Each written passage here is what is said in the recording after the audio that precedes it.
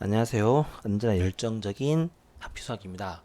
이번에는 광명고등학교 24년도 1학년 1학기 중간고사 문제를 분석해 보도록 하겠습니다. 이번 광명고등학교는 객관식 16문제, 서술형 3문제로 해서 총 19문제가 출제가 되었고요. 작년과 난이도를 비교해보게 되면 작년은 중상 레벨의 문제가 11문제가 출제가 되었는데 이번에는 중간 레벨의 문제로만 6문제가 출제가 되었죠. 작년보다는 난이도가 좀 쉬워졌죠. 광명고등학교가 매년 난이도가 좀 일정하지 않습니다. 1학년만 그런 게 아니고요. 2학년, 3학년 등이 작년 난이도와 지금 난이도, 작년 난이도처럼 공부를 하게 되면 항상 시험에서 이제 곤란한 경우들이 많아요. 시험 문제가 쉬웠다가 어려웠다라고 하는 그 폭이 상당히 높은 학교 중에 한 학교가 광명고등학교이기 때문에 우리 학교는 매년 이렇게 시험이 나올 거야라는 그런 식으로 공부를 하시면 아쉬운 점수를 가져갈 수도 있습니다. 단원별로 문항수를 살펴보게 되면 1단원 다항식에서 총 8문제가 출제가 되었고요. 2차 2단원 방정식과 함수 단원에서 총 11문제가 출제가 되었죠. 함수에서 좀 더 많은 문제가 출제가 되었고요.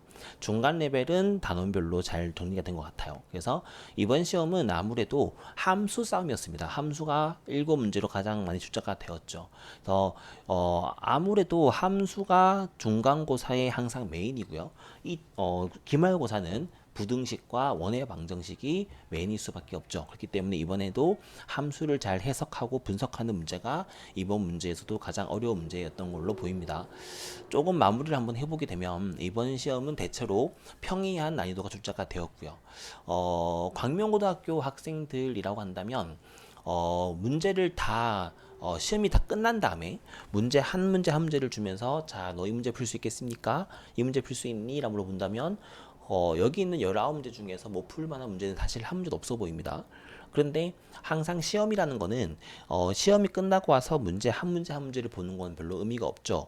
시험을 보고 있는 그 환경 내에서 그 공간 내에서 그 문제를 깔끔하게 문제를 빨리 풀 수 있겠습니까가 가장 중요한 건데 이번 광명고등학교도 사실은 앞쪽에서 앞다운 문제에서 문제가 어렵진 않지만 계산력을 요구하는 시간을 조금 필요로 하는 그런 문제가 은근히 많이 출제가 되었습니다. 사실 이거는 광명고등학교만의 문제는 아니죠. 모든 학교의 문제에서 어렵지 않는 중간 레벨의 문제에서 중하 레벨의 문제에서 아이들한테 시간적인 혹은 소위 말하는 낚시를 주면서 실수할 만한 거리들을 많이 만들어주는 그렇기 때문에 아이들이 시험에서 당황하거나 혼란스러워하는 그런 경우를 겪게 되는 경우들이 많기 때문에 그런 멘탈적인 관계까지도 시험에서 중요하게 본다면 이번 광명고등학교는 그냥 쉽게 풀 수 있는 문제는 사실 아니에요. 지금 저희가 광희고등학교라든가 충영고등학교라든가 대부분 학교 시험이 이제 다 마무리된 과정에서 본다면 광명고등학교는 당연히 난이도가 어느 정도 부족하지 않은 학교이면 부족하지 않는 학교이면 맞지만 아이들이 모의고사형의 문제를 혹은 아이들이 중학교 때부터 수학적인 기본기를 단단하게 쌓아온 친구들이라고 한다면 아마 이번 시험 문제는 다소 어렵지 않게 문제를 풀었을 걸로 보이는데 그런데 아이들한테 들리고 있는 정보로는 전교생의 90점대를 맞은 친구가 많지 않은 걸로 보입니다. 그러니까 생각보다 아이들이 기본기가 부족한 친구들이 많기 때문에 이 정도의 난이도를 출제가 되었음에도 불구하고 90점을 넘긴 친구가 많지 않다.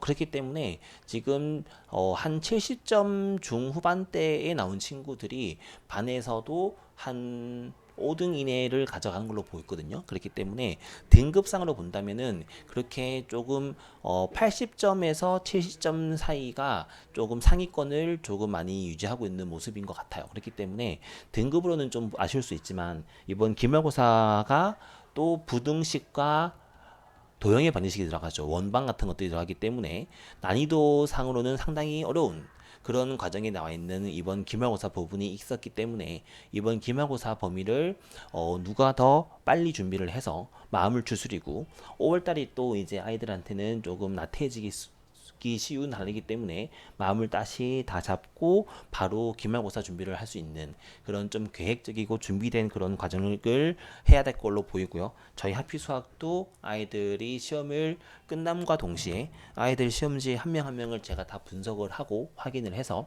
이 문제를 왜 틀렸는지 그 틀린 거가 아이들이 과연 풀 수 없는 문제였는지, 혹은 맞은 문제도 정확하게 풀었는지, 맞은 문제도 더 심플하게 풀 수는 없었는지, 그런 것들을 좀 더 꼼꼼하게 보면서 아이들이 좀 더 가져야 할 마음가짐과 동기와 좀 간절함 등등을 좀 더 제가 아이들한테 1대1 컨설팅을 통해서 정리할 수 있는 시간을 좀 가져야 될 것 같아요.